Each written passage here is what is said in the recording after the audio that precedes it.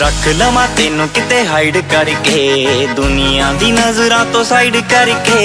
रख लवां तेनू किते हाइड करके, दुनिया दी नजरां तो साइड करके। रब नालों ज्यादा राजवीर तेरे उत्ते आ यकीन वे, मेरे तो बिना ना तेनू करे कोई सीन वे। इको एक मेरा बस यही आ ड्रीम वे, मेरे तो बिना ना तेनू करे कोई सीन वे।